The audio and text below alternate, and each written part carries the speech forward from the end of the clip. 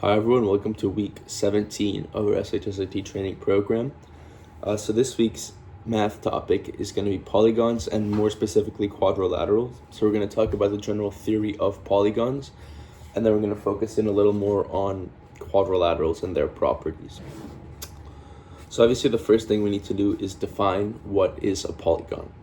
So a polygon is any 2D shaped formed by connecting 3 or more line segments end to end. So what end to end means in this case is that like the start of one line segment is the end of another, and in this way they form like a closed loop.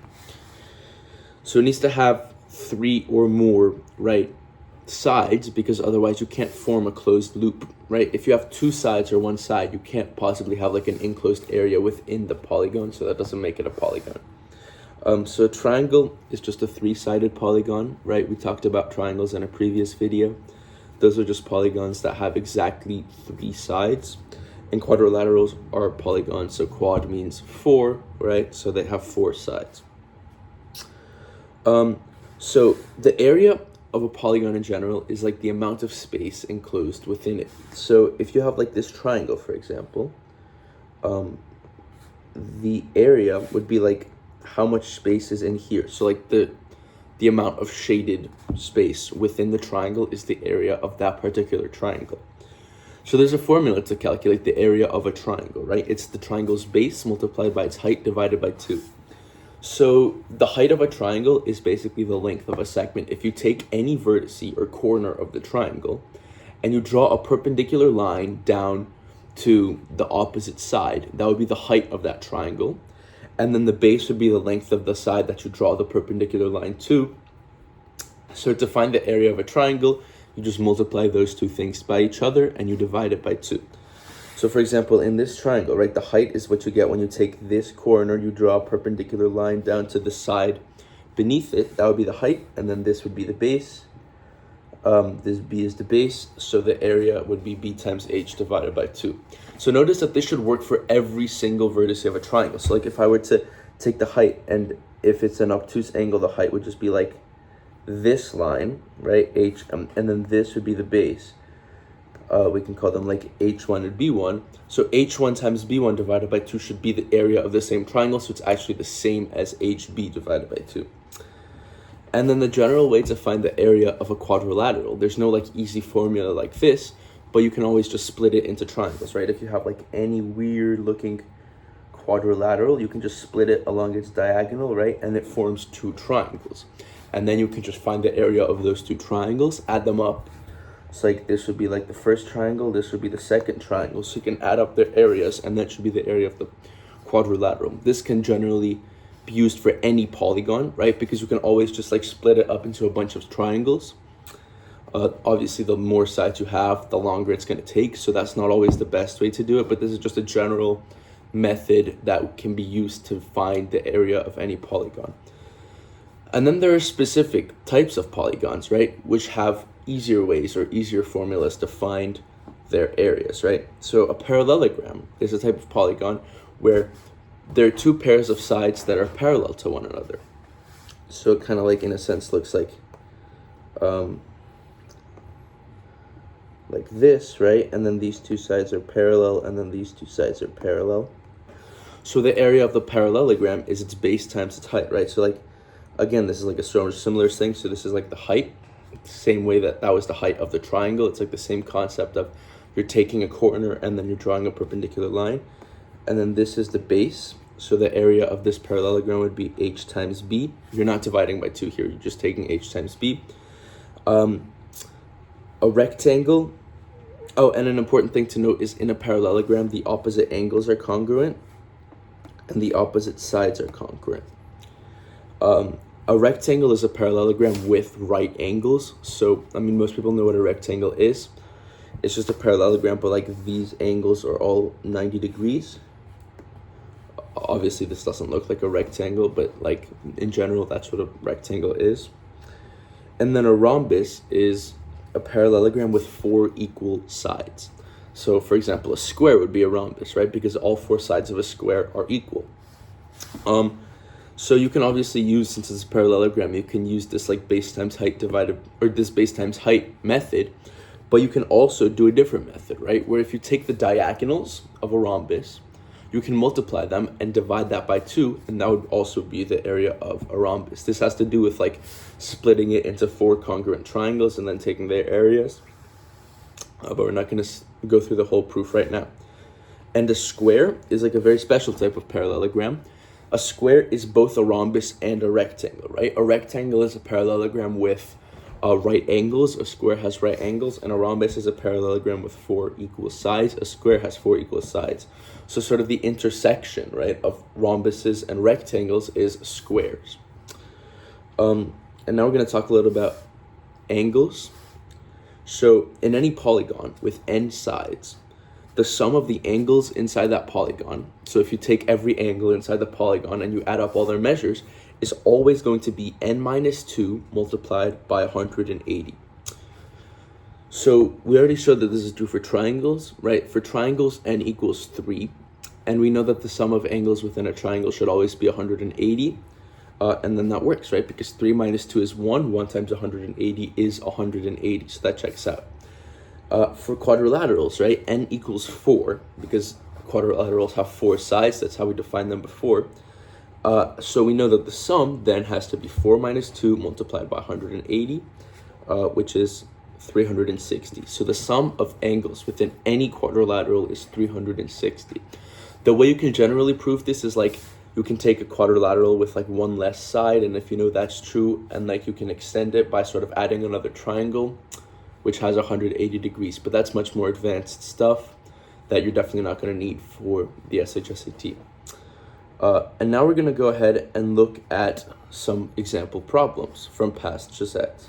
So in the above figure, PQRS is a parallelogram. What is the value of X? And then we have this like PQRS, and we know that it's a parallelogram, right? So we know that like these are parallel and then these are parallel, right? Because that's what a parallelogram is, but that's not actually what we're going to have to use here, right?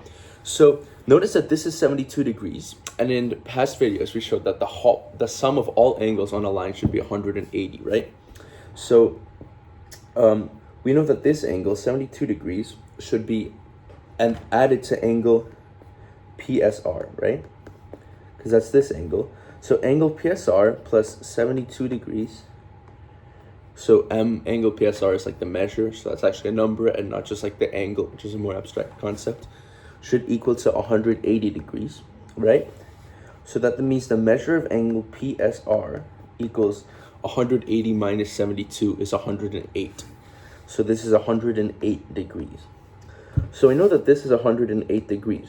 Remember before we said that the opposite angles within a parallelogram are congruent, right? The angle opposite PSR, that's the angle way on the other side of the parallelogram, that's going to be this angle, PQR.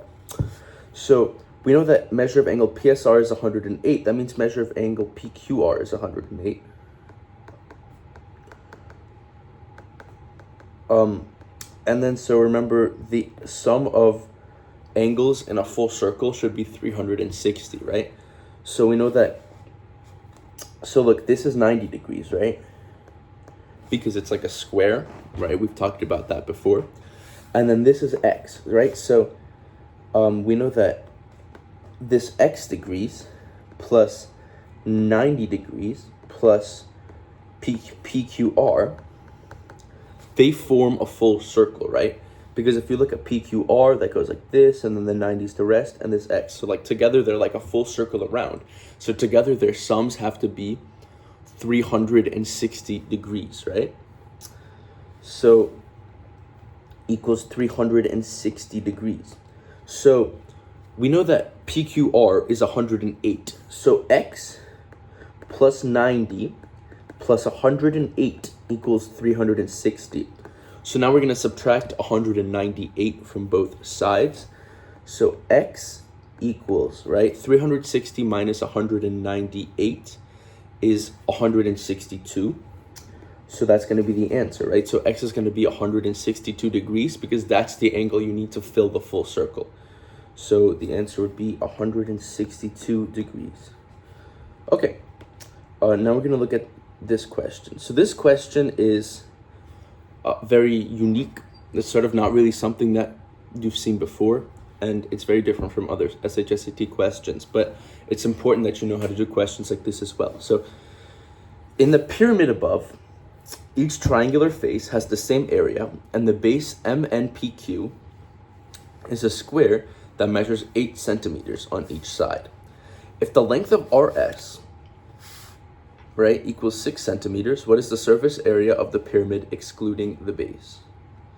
So, this is a question that's about 3D shapes now, right? A pyramid is not a polygon, because remember in our definition of a polygon, we said that it has to be 2D, right?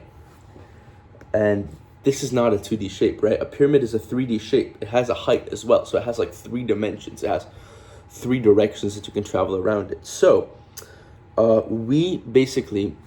are ways to deal with 3D shapes, but for the SHSAT, for like 8th grade math, all you really need to know is how to translate it from 3D into 2D, right? Because 3D shapes are very complicated compared to 2D shapes, and you never really want to deal with them. Here, you definitely don't have to deal with them as a 3D shape, so you can just break it down into a bunch of 2D shapes. So, notice that this is just like a square, this square PQMN, and then there's 3 triangles on top of it, right? Like these are just normal 2D triangles that are like somehow stacked on top of a 2D square. And we're not asked about volume, we're not asked about anything 3-dimensional related, we're asked for surface area. Surface area is a 2D thing. So it says that all 4 squares, all 4 triangular faces, which are just triangles, have the same area. So we need to find what this area is. So notice that it says that MNPQ is a square with side length 8. That means that QP is 8, MQ is 8, NM is 8, and PN is 8. And then RS is 6 centimeters. So notice that if we just looked at triangle PQR, RS would be the height of this triangle, right? Because RS is perpendicular to PQ. And then so PQ would be the base. And then RS equals height. So we know that the area of triangle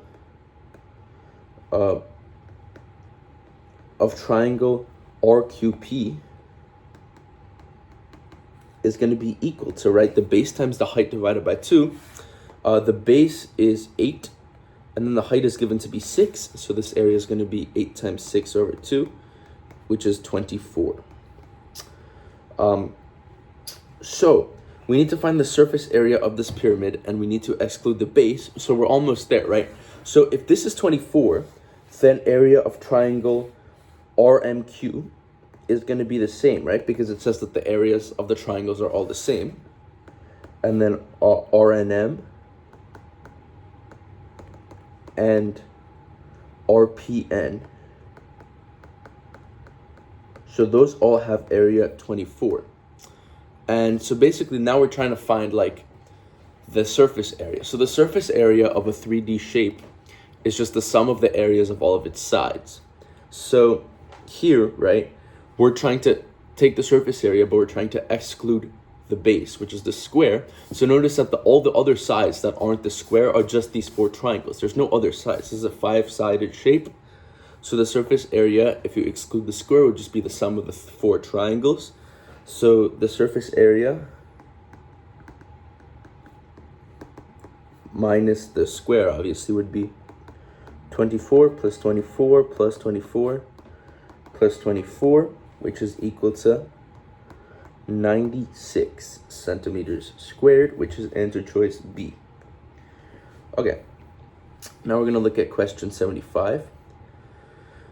So what is the area of the shaded region in the graph above? So this is like a coordinate system, right? And we're like looking at this and we're like, how is this geometry? But you have to notice that this is still geometry because it's asking you to find area, and there are significant like geometrical shapes here. So if you look at this, right, this is obviously a triangle, and this is the thing that we're trying to find the area of. We know how to find the area of a triangle. Now we just need to figure out the proportions of the triangle, right? So if you look at the base, right, this is 1, and then the height is 1, right? Because like the length of every one of these lines should be 1. So the triangle has base and height 1. So this is a right triangle. We know this as well because like the way coordinate systems work is that all the horizontal parts are perpendicular to all the vertical lines. So this is essentially like the right triangle, and the area of a right triangle is the same. It's base times height divided by 2. However, the base and the height are both sides of the triangle, right? If you look at like any general right triangle, if we just forget about this for a moment, right? If you take this point, right, and you do the same thing that we've been doing, you draw a perpendicular to the other side, to the side opposite, right? The perpendicular you draw would just be the side of the triangle that's right here, right? And then so this side of the triangle would be the height. This side would be the base. So base times height over 2 is just the product of the two sides that aren't the hypotenuse divided by 2. Here we've shown that this is 1. So like the area would be 1 times 1 divided by 2, which is 1 over 2 equals a half, or 0.5. So the answer choice is going to be B again. And so now one last question, we're just going to try and find the area of this parallelogram. So remember before we said the area of a parallelogram is just base times height over 2, or sorry, no, just base times height, not divided by 2. So now we need to find what the base and the height are. So the height is going to be this length, right? But notice that this should be the same as this 6, right? Because you're just shifting it over, right? Another way to show this is that this forms a rectangle, and then like the opposite sides of a rectangle have to be congruent. So this is going to be 6 because it's congruent to the other 6. And then, yeah, so this is all we need, right? The base is 12, right? Because this is 12, which means that this is also going to be 12. And then the height is 6 because we've just shown that you can like shift it over to the corner, and then this forms the height of 6. So the area of this parallelogram equals 6 times 12, right? Because this is just the base times the height. 6 times 12 is 72. So the area is going to be 72 square centimeters. So generally for area, you need square centimeters, right? Because centimeters are a 1D unit of length and area is 2D. So you need to like multiply the centimeters by the other centimeters. And then for volume, you'd have cubed centimeters and so on. So yeah, that's about it for like polygons and quadrilaterals. As always, if you have any questions, feel free to let us know in the comments and we'll be sure to answer them. And otherwise, we'll see you next week.